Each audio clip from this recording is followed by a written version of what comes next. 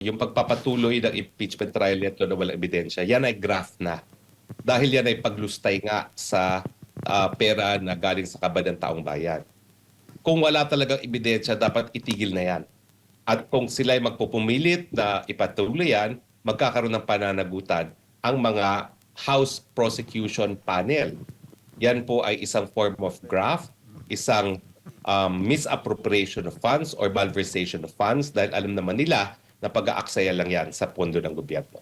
Attorney, paano kung halimbawa nag-apply nga ng asylum? So paano tong impeachment na to? Ano ba talaga numero na natin dito?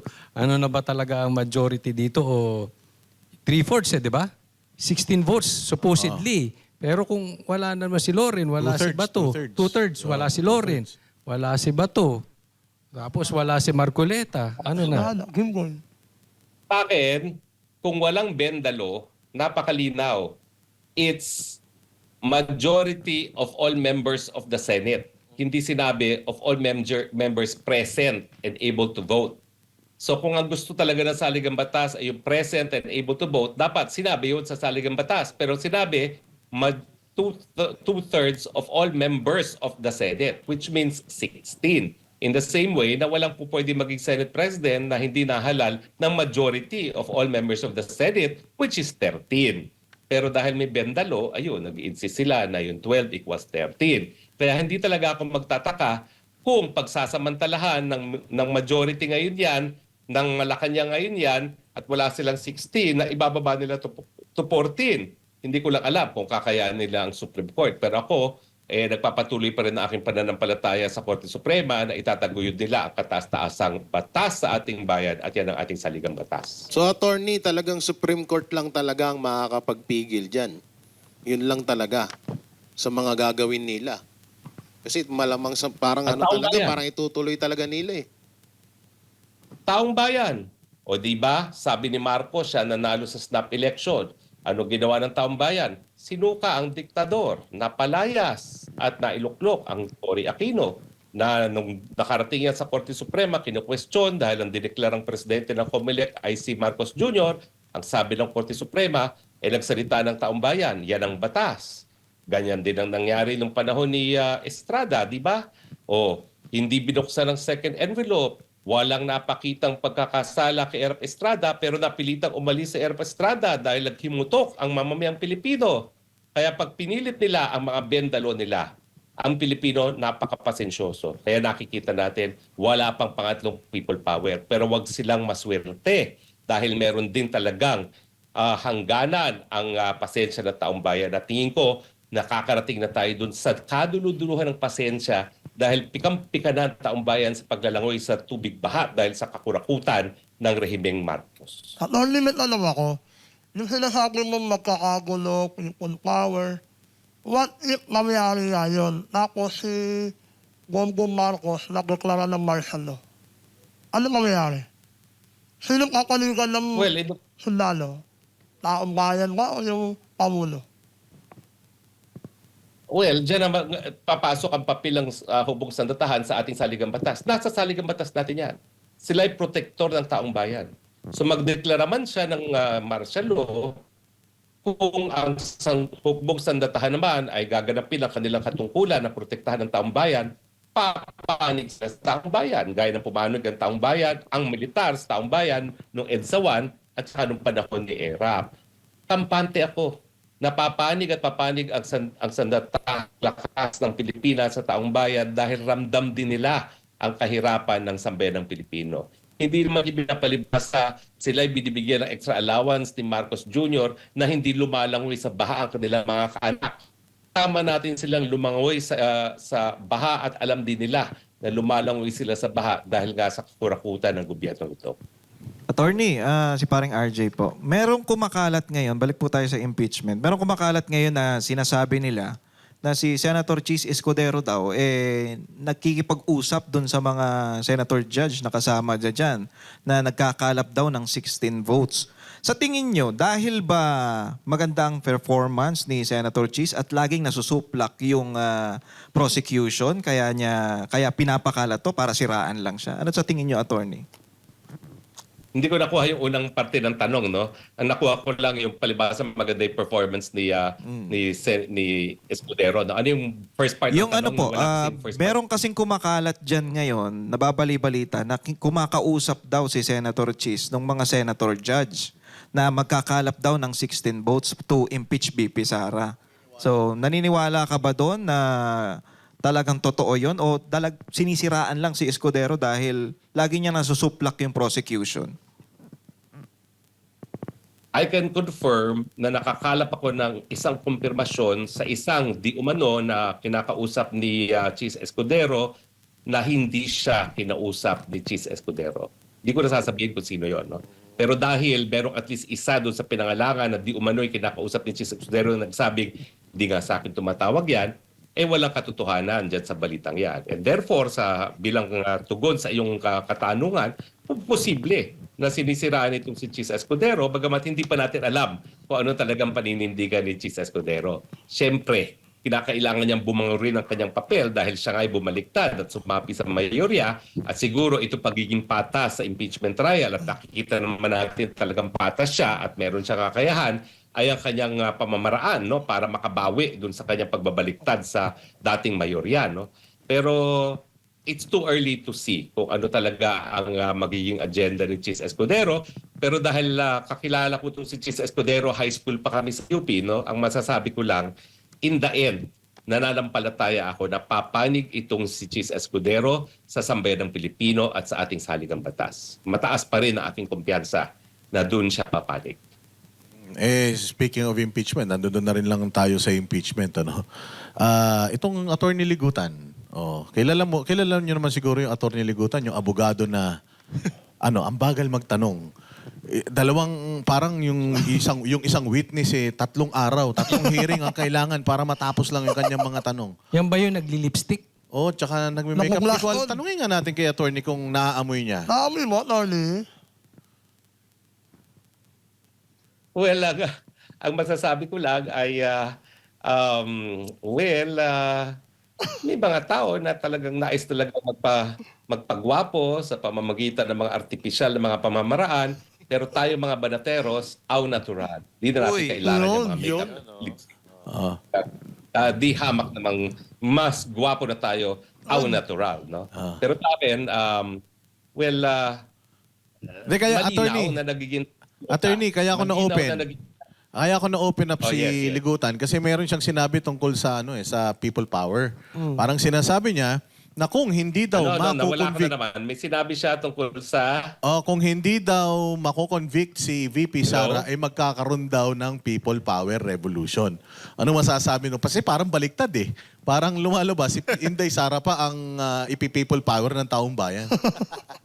Baligtad talaga siya. Well, in the first place, paano sila mag-people power? Hindi naman presidente si Inday Sara Duterte. No? Nakakatawa naman yan.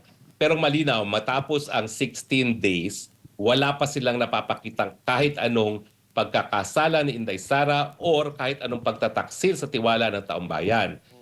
Ang kabaliktaran ang totoo, no, na habang umuusad ang impeachment, lalo pang tumataas ang trust at approval rating ni Inday Sara, no? Sa napapakita na nasaan ang betrayal of public trust, lalong pinagkakatiwalaan si Inday Sara habang umuusad impeachment at walang napapatunayang pagkakasala si Inday Sara Duterte.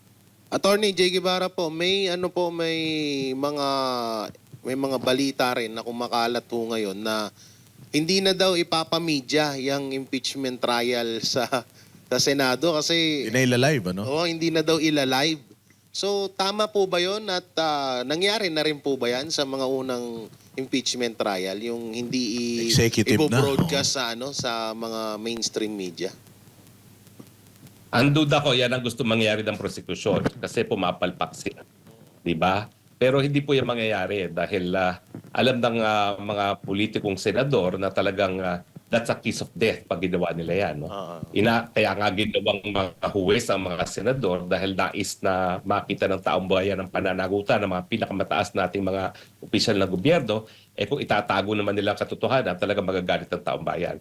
Pero kung ako nasa prosecution, ayaw ko ng publicity dahil lumalabas talaga ang kanilang kapalpakan at yung talagang walang kahit anong ebidensyang mailabas labang kay Inday Sara Duterte. Attorney, no? Is there a possibility na mapabilis ang pagtatapos? Kasi 92 days ito if I'm not mistaken, so nasa 16 pa lang. So ngayon, 16 days na, wala pa rin sila mapatunayan. So ang tanong ko is, may possibility ba na mapabilis ang pagtatapos nito? It's either ma-convict or ma-dismiss ang impeachment na ito? Meron. Kasi alam mo, mga politiko, magaling ang radar dyan sa public opinion. Ewan ko kung napapansin nyo. No? Ako dati, kinikerry ko live sa aking Facebook page ang hearing. Itinigil ko na kasi wala nang nanonood. Napansin nyo ba yan? At mas Correct. gusto na lang ng taong bayan, bigyan mo ng summary at sabihin kung bakit palpak na naman ang prosecution. So ganyan na lang aking ginagawa ngayon. No?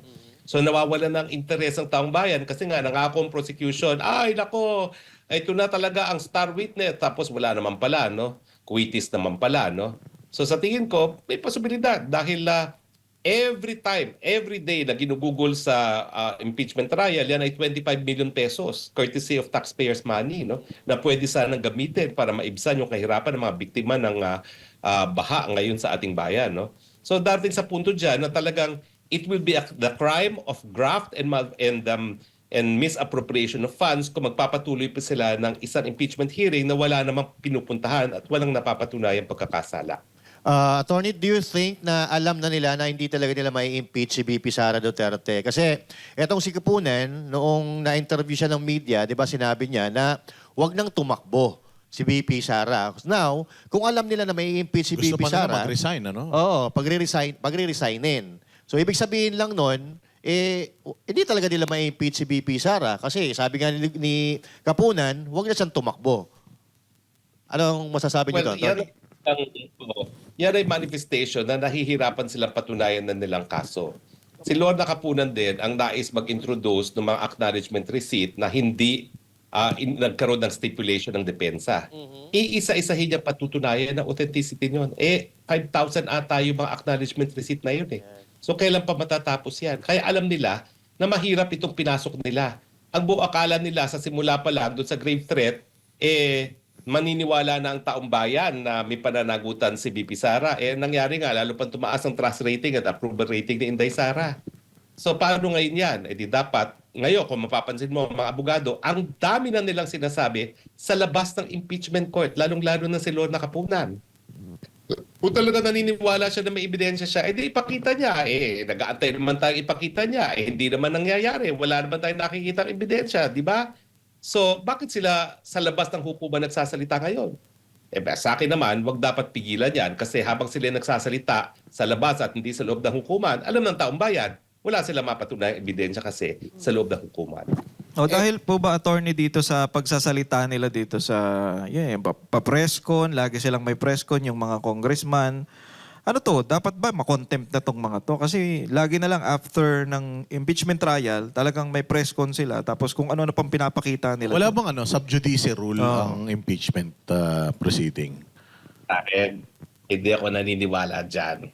Kasi ang sub judice naman, talagang intention niyan para wag mong impluwensyahan yung mga magdidesisyon. Sa akin naman, hindi pa para ma-impluwensyahan yung mga senador na yan. Doon sa 13 ng mayorya, kahit anong gawin ninyo, sigurado yan, magko-convict yan. Ang issue na lang nila, saan pa sila kukuha ng 3 kung may bibigay doon sa natitira pang minorya, no, na sa tingin ko, wala na siguro. At kung hindi magbabago ang takbo ng kaso na walang napapatunayan, hindi rin sila sigurado na yung 13 nila ay boboto for conviction, ha? Magagaling na politiko yung mga senador na yan. Hindi yan mananalo sa eleksyon kung hindi sila magaling sa politika at hindi magaling ang radar nila sa public opinion. Kapag talaga magpatuloy na walang ebidensya, mababawasan pa yung 30 na yan para boboto sa conviction. Baka mga lahati pa yan. Dahil wala talagang basihan so far. After 16 days, wala tayong nakikita kahit anong ebidensya na unang-una, may tinanggap na pera si Inday Sara Duterte. Pangalawa, na kinurakot na yung pera yan. Walang ganyang ebidensya. Full stop.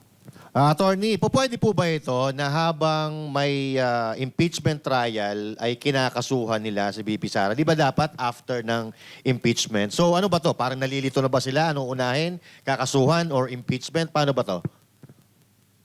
Walang pananaw ko dyan, hindi siya po pwede kasuhan na kahit anong kasong kriminal na magiging dahilan sa kanyang pag-alis sa pwesto.